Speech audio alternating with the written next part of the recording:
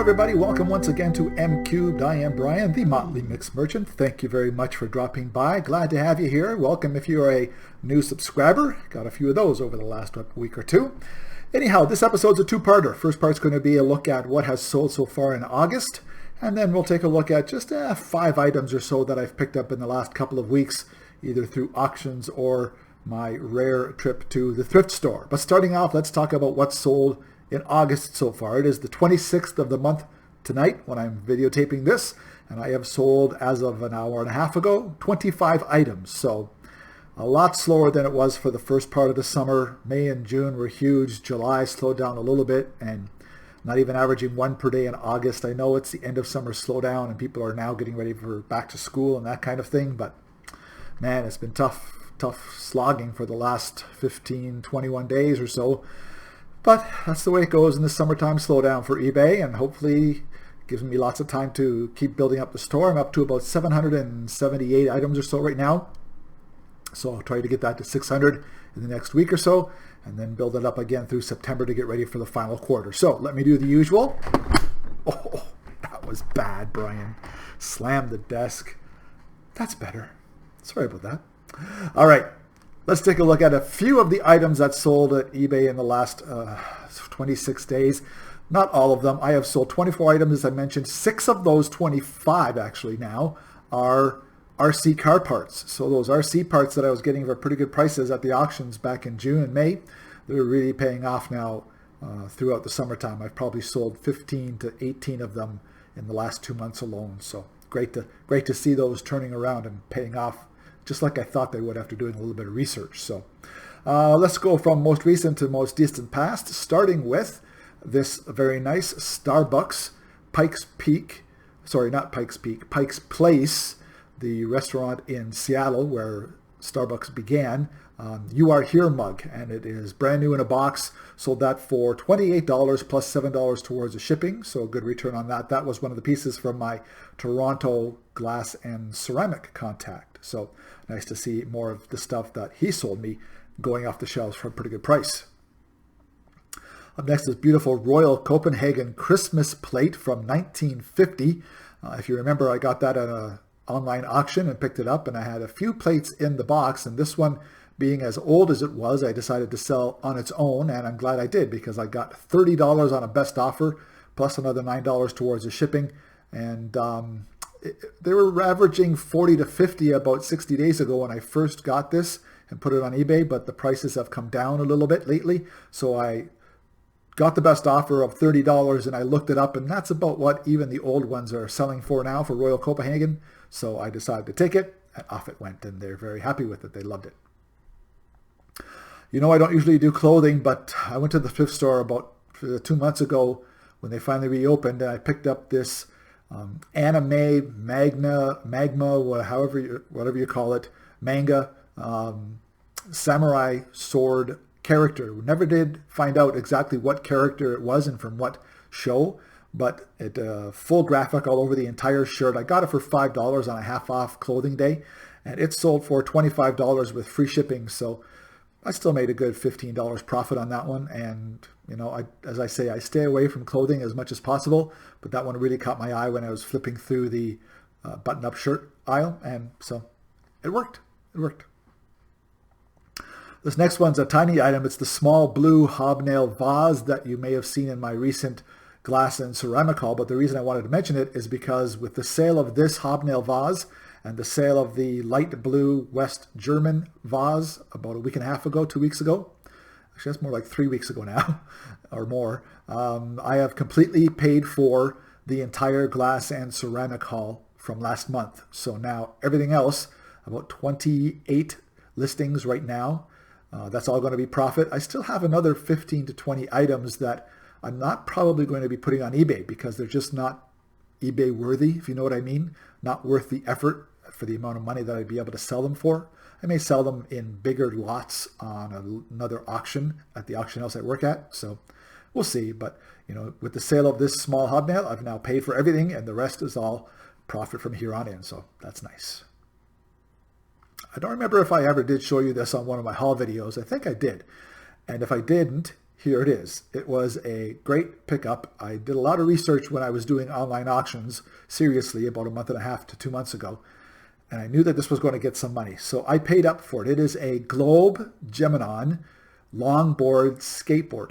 And it 48 inches long. It was a beast. And I'd had to ship this to Florida after it sold for $95 US with another $50 for the shipping. And I had put in the listing that I was going to rebate the overage on the shipping charge, but I needed to put $50 on there in case it was going from Western New York to California or something like that. Well, of course, it went to the very southern tip of Florida, and so I used every penny of that $50 in shipping to get this 41-inch longboard all the way from north to south of the United States. And that one cost me $30 Canadian in an online auction, so that's a good $65 profit in the end. So I'm glad I did my research on that one and took a shot and paid up for it. It paid off in the end. Something else that's part two of the parts from a 1979 Thunderbird. If you remember in my last What Sold episode, I talked about selling the reverse light lens, the clear lens from the Thunderbird. Well, I have now sold the tail light lens as well. So between the two of them, I got $85, I think, for the reverse light, and I took a $65 best offer for the tail light lens. I've made $150 US on a $5 auction purchase. I bought those two lenses in a bag together for a grand total of $5 at the very last live auction before things shut down back in March. So couldn't be happier. Glad I took a chance. That was even without doing any research whatsoever, but I figured a 79 Thunderbird, there's going to be people out there with kit cars and fixer-uppers. And that's exactly what happened. Two people bought them because they needed them to fix up the ones that were in their driveways. I got a quick story. When I sold the taillight lens, I quickly Google mapped the address. It was in Chicago. And sure enough, on the picture on Google Maps, it's the Thunderbird sitting in the driveway. And you can see it. So I don't know how recent that picture was or how long they've had the car. But the taillight lens that they bought is going on the car that you can actually see in the driveway on their picture of their house on Google Maps. I just thought that was pretty cool. And last but not least, a nice little Limoges collector trio. There was 3 plates, all with the same design, same style, with the Fragonard courting scenes on them. Sold them for a nice $35 plus $6 towards the shipping. They probably cost me $6 at auction, I think. So, and then again, I'm paying $6 Canadian, making $35 US. So good $30 profit there for me as well. So that's just 7 or so of the things that have sold in the past month out of the 25, along with 6 RC car parts and a whole bunch of other smaller things as well. It's been slow. I'll move over without banging the desk this time, back to the middle. There we go. Slow is an understatement. The item I just sold an hour and a half ago is the second item in 7 days. So it really quieted down since the middle of August. I'm hoping now as we head through the end of August into September, things will pick up again. I'm still going to just keep on listing and buying things at auction as much as I can and get ready for the fourth quarter. So that's the plan right now. So speaking of getting ready and picking things up as much as I can, I actually have done a little bit of thrift shopping in the last 3 weeks or so, mainly because I'm bored out of my skull.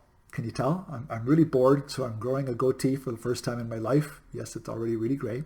But I also went and hit the thrift stores, got a couple items there, but I've also been doing the auctions, especially the auctions from the auction house I work at, because I'm seeing some great stuff going through there now. What happened was, and I'll get to one of the items in a minute, but the auction house took over all the leftover items from an antique store in nearby Niagara-on-the-Lake that was closing down, going out of business. She was retiring. So they brought all the stuff from the antique store into the auction house, and she's getting the percentages and all that kind of stuff. They didn't buy her outright. They don't do that. And there's some really great stuff from this antique store. So I've been picking up a few things as best as I can afford, because people are recognizing that it's pretty good quality things coming out of that antique store and being listed on the auctions.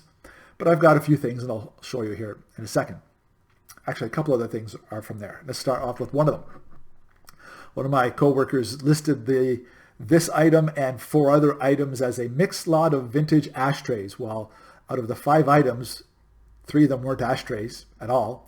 And one of them was this beautiful art glass bowl from Val St. Lambert. It is signed. It is well known in the art glass community, and overall that lot cost me, I think, $4. This bowl alone is listed for $40 US right now on the eBay store. And that's how nice it is. And a couple of the other bowls and one of the ashtrays was very vintage and very cool. I think I've got about $200+ worth of stuff from a $4 auction haul. And this is something that came out of the antique store. As you can see, it's absolutely gorgeous with the swirl there. Unfortunately, it does have a tiny, tiny little crack on the back there at the base. But when it's sitting on a table, you can barely ever see it at all. And I made sure to point that out in the pictures. So yeah, I was very happy with that one. This was interesting. I got this at auction, and I only got it because nobody else was bidding on it. It was one of those items where it sort of looked like it was pretty cool. The thing is, it's a pewter decorative spoon by a company called Zinn out of Germany. SKS Zinn out of Germany, 95% pewter. That's a pretty good pewter spoon right there. And it comes with its own display rack, as you can see. Now, these are annual spoons that the company puts out. This one's from 98.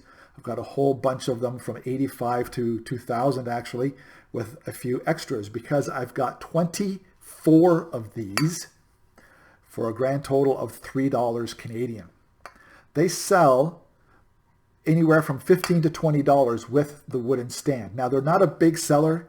They're not going to fly off the shelves, and people aren't going to be outbidding each other and trying to buy hundreds of them, the dozen of them from me. These ones don't sell like that. They'll be a long tail item, but for $3 investment in an online auction, it's not a really big box to take up space in my storage area. I'll take a shot at these. I mean, that's pretty cool. It's got the day on the top, the year on the top, and then it's German buildings. Every year has a different German landmark etched into the soup bowl. So some of them are really, really cool. And it tells you on the back what they are. So this is something in Leipzig, as you can see there. I'm not going to try and pronounce that with my wrong accent. As you know, I will say it with the wrong accent. But I thought that was cool. That was from a consignor. And as I say, I think I got that for $3 for the whole box of 24 spoons with the display racks, one each for every single spoon. So pretty cool. All right, I need your help with this next item. It's from the antique store, and it was on a lot with other small glass and ceramic items. Nothing major at all. And I think I got this one for the whole lot for $5 or $6. And I wasn't even going for it because of this item. But I did know that a lot of the stuff came out of the antique store. So what I've been doing is watching the listings to see if anybody bids up on the antique store stuff. If not, I'm grabbing it because chances are it's a pretty good item. Anyhow, look at this. Now this is a trinket dish. It's got a lid, rectangular shape. Now, what is that on the top, do you think? I think that looks like a crown, a scepter, and a sword. So could this be, it almost looks like the top looks like almost like a tombstone kind of thing, doesn't it? But you're not going to make that into a trinket dish. Now here's the other thing that has me piqued, my interest anyhow. The antique store items all have a price tag on them. Every single item has a price tag on it. And a lot of them have been left on for pictures if they're underneath or on the back side or whatever for the pictures for the auctions. Well, most of the stuff is running $10, $15, $25, $40, whatever, depending on the size and what it is.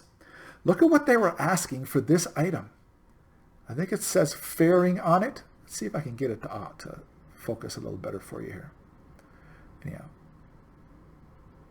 Come on, you guys, come on. There. Fairing. $65 they were asking for this trinket dish at the auction house, at the antique store, sorry. So what is that? And what is fairing? If you've ever heard of fairing, or if you know what this trinket dish represents, please leave a comment down in the comment section below, because I'm going to do some research. There's really no signature on the bottom, just a couple of scratches, and no stickers. So if you know what that is, or what it's supposed to represent, by all means, please leave a comment below. And thank you in advance if you do. All right, you may have seen this guy, girl, it, thing in the thumbnail. It is a cute copper tone cat. And it is an egg basket. I thought that was really cute when I saw this. This is one of my thrift store finds in about 2 weeks ago. I paid $3 Canadian for this. Very cute. Got the face and everything like that. There is I can't remember the name. Somebody attributed it to a company, but I don't have a sticker or anything, so I'm not going to. It's got the tail, and I've got this listed right now on the eBay store for $21 Canadian. $21 US. So $3 pickup at the thrift store. Hopefully it'll turn it around for a good $20 profit after all is said and done. So I thought that was a very, very cute item when I saw it in the thrift store, and then I saw it was only $3. We know how prices are going at the thrift stores these days, and $3 is a pretty good price for anything like that at all. Last but not least, it's a big item, and there's some story to it. This is a brand new in the box. There you can see the entire box. It is a doll. It is a doll by Jacqueline Kent. It's from the Jacqueline Kent collection, brought to Canada by Giftcraft, made in China. And it's from the early 2000s. But these are fairly well-known dolls. She has an entire collection of Christmas dolls. As you can see, this one is part of the Carolers. And this lady's name is Mrs. J. Winifred. Now, I've got 2 of these. And I did the research on them before the auction came up. So I paid up for these a little bit. I paid $15 for this one, $10 for the other one.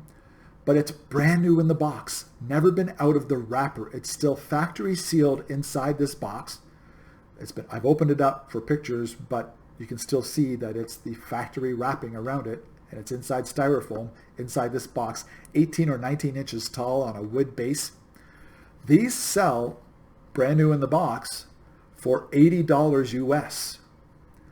And that's not just making up prices. You know that I do my comp comparisons very well. So I've got 2 of these. There's another 5 of them up for auction this coming Sunday. And then there's one more, and it's Santa Claus. And I've already got my bid in and my max bid set, and I'm winning it right now. And I plan to win it because I believe the Santa Claus from this set is going to sell for approximately $100 US. So getting into the dolls as well as the plushes lately. But again, it's all about the research, and that's the nice thing about being bored at home in the evenings and late afternoons sometimes. I can sit here and research all the items that are coming up for sale in the local auctions and find the ones that are worth some money on eBay and hopefully be able to turn them around and make some money on them as well. So that's just a few of the things that I found in the past couple of weeks. I'm going to keep on plugging away. Hopefully things will pick up. Maybe tonight's cha-ching will start things off for me to finish off August in the last week or so, and then get moving into September and back to school and people back to buying things online. So thank you very much for dropping by. If you got anything out of this video at all, please hit the like button because it does help YouTube know that people are watching it, and that helps get it recommended to other people looking for this kind of content on YouTube.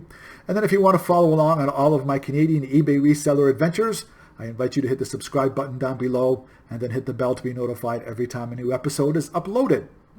Thank you very much for dropping by.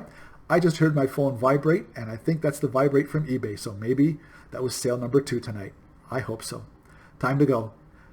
Stay safe, everybody. Wear your masks so I can see you again right here very soon on another episode of M Cubed. Bye for now, everybody. Cheers.